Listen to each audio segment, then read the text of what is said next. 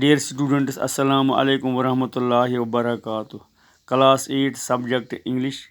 Topic Porus and his elephant. Second poem. Poem section की दूसरी नज़म पोएम है. हम रीडिंग कर रहे थे. आज भी हम रीडिंग करेंगे. आप किताब की तरफ अपनी तवज्जो रखिए. मैं रीडिंग करूं, आप सुनती रहिए. Then did the elephant, faithful beast, for his defense play a gallant part, standing above him, lest ever the least harm should assail him from below or dart. Harm should assail him from below or dart. दूसरा, इसके बाद दूसरा stanza है. Trumpeting loudly he held at bay. Trumpeting loudly he held at bay. Trumpeting. 4 men with arrow or spear or sword challenged them all to approach their prey. Dared them to injure his wounded lord. Then at the last with his mighty trunk lifted him tenderly on his head, bore him in unconscious faintness sunk, where he could rest without fear or dread.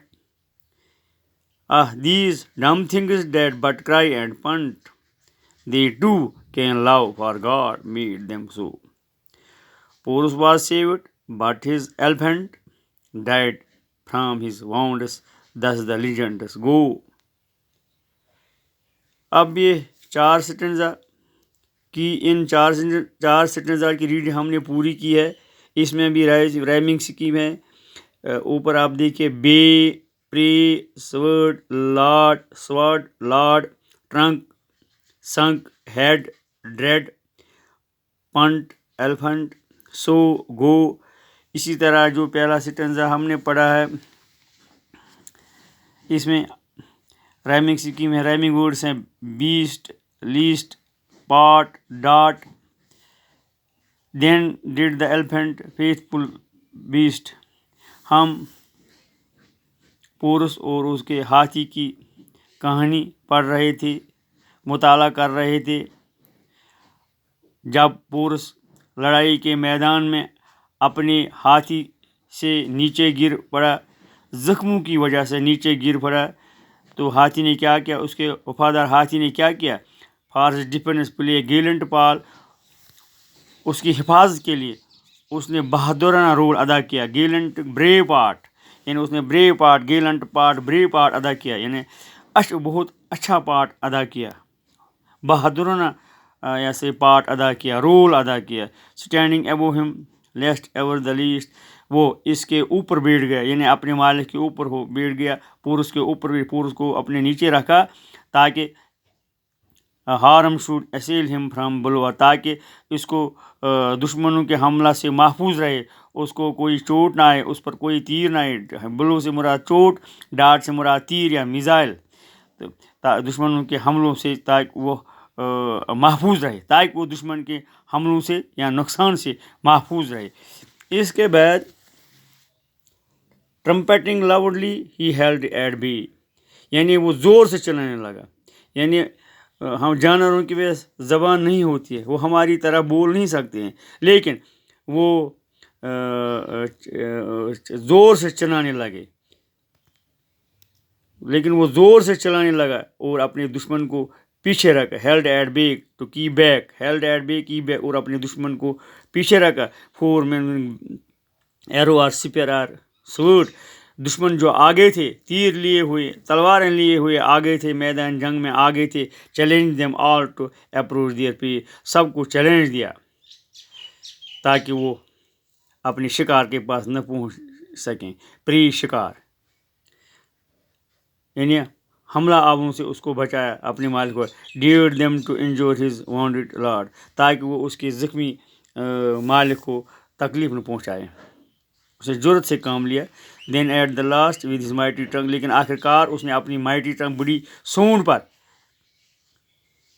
अपने मालिक को lifted, him tenderly on his head, अपने मालिक को नरमी से अपनी सूंड पर उठाया, सर पर उठाया, सूंड से सर पर उठाया। bore him in unconscious faintness sunk, और उसको बेहोशी की हालत में किसी महफूज जगह तक पहुंचाया, महफूज जगह तक पहुंचाया। where he could rest without fear, जहां वो आराम कर सके बगैर किसी खौफ हिरास आराम कर सके। यानी वो हाथी ने अपने मालिक को अपने सर पर उठाया, फिर उसको एक महफूज जगह तक लिया जहां वो आराम से बैठा, दुश्मन हमलों से दूर रहा, महफूज रहा।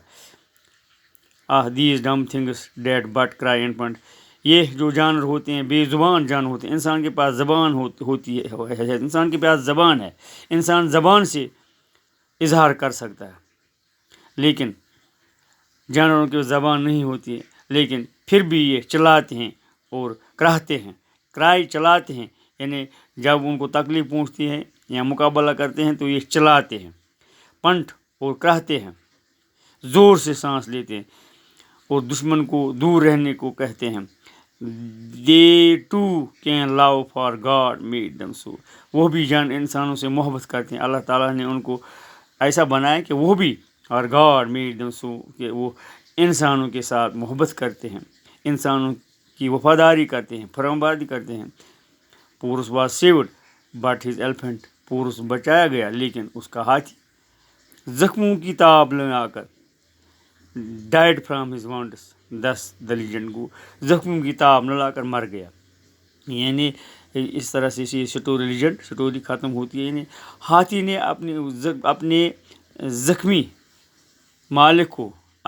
अपने ज़ख्मी मालिक को सूंड से अपने सर पर उठाया, फिर उसको किसी महफूज जगह तक लिया। उस वक़्त उस पर तीरों की बौछार लगी, यानी दुश्मन ने उस पर सैकड़ों तीर फेंक दिए और वो सख्त ज़ख्मी हुआ, लेकिन फिर भी उसने अपने मालिक को महफूज जगह तक पहुंचाया। मालिक बच गया, यहाँ तक कि दूसरे फौजी, दूसरे उसके जो हमदर्द थे, उसके सिपाही थे, वो बादशाह के पास पहुंच गए और बादशाह को बचाया।